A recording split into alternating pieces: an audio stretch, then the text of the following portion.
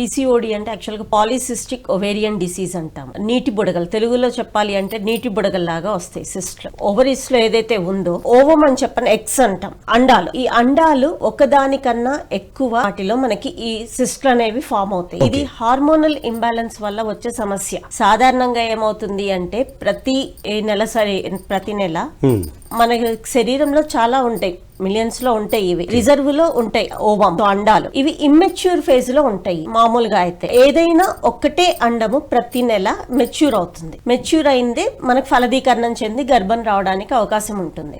ఇదంతా కూడా ఏంటి అంటే it is regulated by the hormones. కాకపోతే ఈ PCOD లో జరిగేది ఏమిటి అంటే ఆ హార్మోనల్ ఇంబ్యాలెన్స్ వచ్చేస్తుంది. సో ప్రతి నెల కూడా ఒకదానికన్నా ఎక్కువ ఓవము కొద్ది ట్రిగ్గర్ అవుతాయి. సో అవి మెచ్యూర్ పూర్తిగా అవలేవు, ఈ లోపల వాట్లాది ఫామ్ అవ్వడము.